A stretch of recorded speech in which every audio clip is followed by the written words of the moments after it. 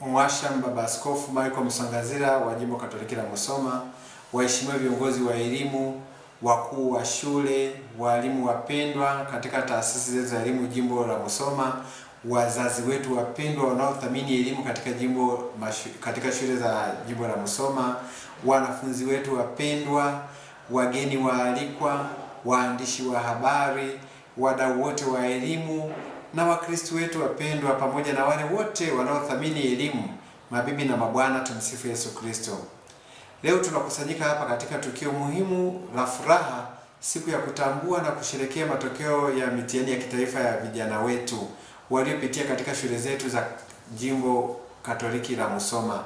Na katika mtazamo mzima wa elimu, napenda kuwashirikisha pia kwa namna ya pekee kwamba mafanikio ya mtihani katika shule za Kikatoliki ni tunda la usimamizi mzuri wa taaluma, na katika taaluma hiyo juhudi za walimu zimedhihirika, nidhamu ya wanafunzi na uongozi makini. Kwa hivyo yanastahili kusherekewa kwa kweli matokeo haya kwa shukrani na kwa unyenyekevu mkubwa kabisa. Kwa mtazamo wa elimu ya Kikatoliki, mafanikio haya pia ni mwito wa tafakari ya kina na tahadhari ya kitume, kwamba tunasherehekea matokeo ili shule zetu zisije zikajikita katika success na grades peke yake, tukajikuta tumesahau kwamba kuzingatia dhamira pana ya elimu. Kwa mujibu wa mafundisho ya Kanisa, elimu inalenga malezi ya mtu mzima, akili, maadili na imani na uwajibikaji wa kijamii. Hivyo matokeo haya ni sehemu na ni mwaliko wa tafakari ya kina, nini tunachokisherekea. Ndugu zangu wapendwa sana, wadau wa elimu wote, katika kuangalia sasa matokeo yetu ya kidato cha 4.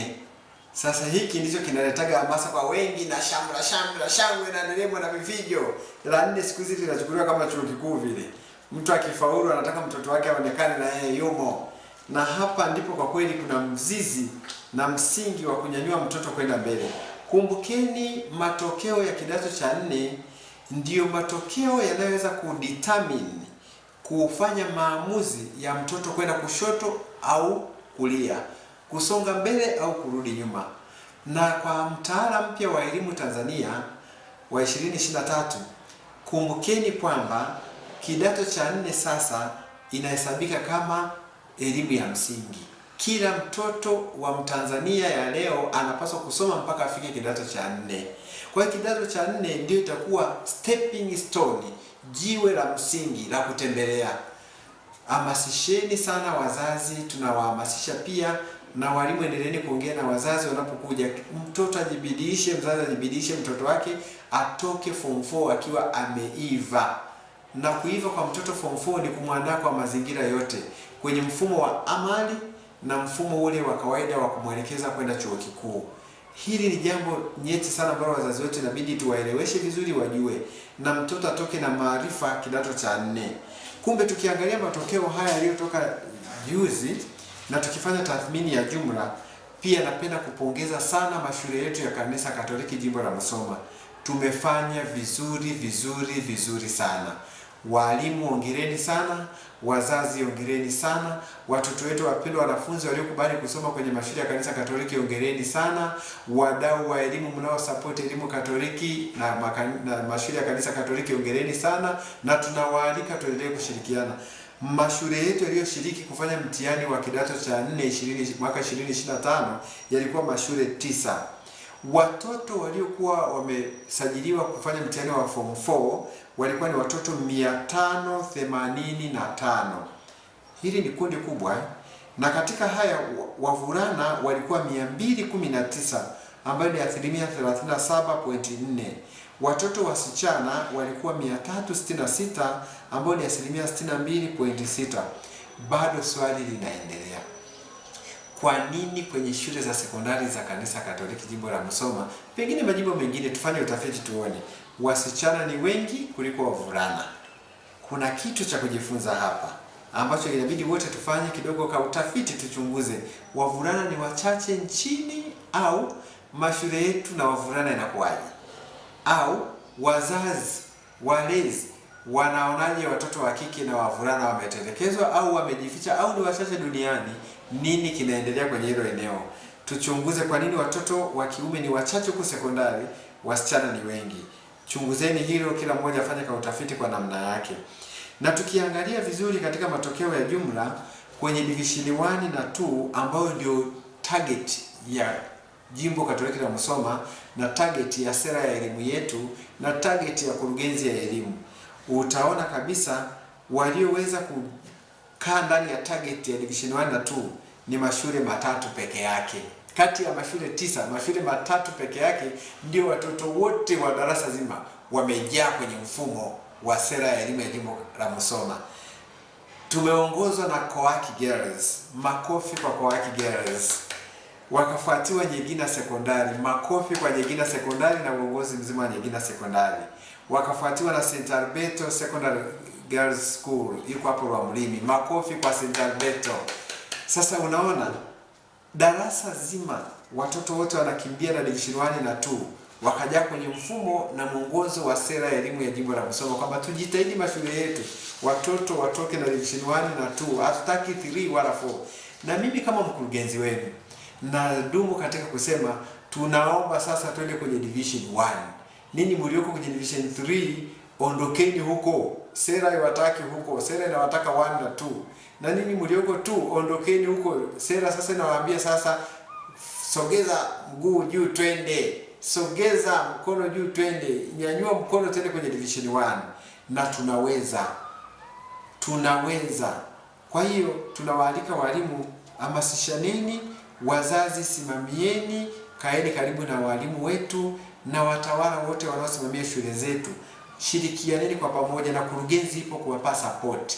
Kurugenzi haipo kuwatisha au kuwaletea matamko, hapana. Kurugenzi ipo kuwa support, kuwapa facilitation, kuwapa capacity building, kuwapa motivation na kuwapa mwelekeo na mwongozo kwamba tukipita barabara hii, tukakata kona hii, tutafanya vizuri zaidi. Kwa hiyo shikamaneni, twende. Tukiangalia matokeo ya jumla katika kuangalia namna watoto wote walivyofaulu, tumeongozwa na Kowaki Girls ambao wao walipata GPA ya 1.3 daraja A kwa jumla la shule nzima. Ikafuatiwa na Kitenga Girls, imefuatiwa na Chief Wanzagi, imefuatiwa na Nyegina, Little Flowers, Makoko Seminari, St. Alberto, Mwembeni Sekondari na Masonga Sekondari. Kwa hiyo unaona shule zetu zote kwa kweli zimefanya vizuri. Watoto wote walioka kwa mtihani wa form 4 2025 wamepata division 1 na 2 wengi tu. Watoto 521 wote wamepata division 1 na 2. Watoto 521 kati ya watoto 521 wana daraja la kwanza na la pili. Maana yake nini? Wana uwezo mpana wa kwenda A level form 5 na 6. Wana uwezo mpana wa kwenda kwenye vyuo vya kati wakitaka. Kwa hiyo unaona kwenye elimu ya Kanisa Katoliki watoto wetu wote wameandaliwa kusonga mbele. Hakuna mtoto aliyeandaliwa kubaki chini hapa na zagaa.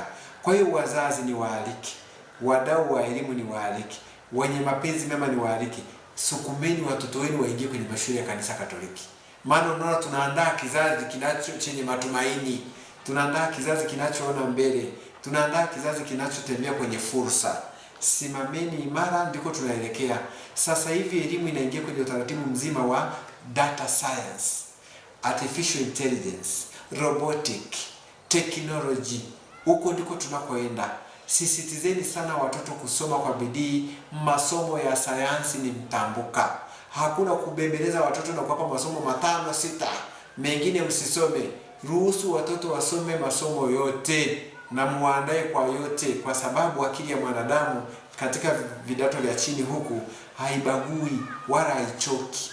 Walimu wetu na wasihi sana kama mkurugenzi wenu, hamasisheni watoto kusoma masomo yote na wasome masomo ya sayansi bila ubaguzi, maana ni muhimu sana sana kwa dunia tunayoenda nayo sasa.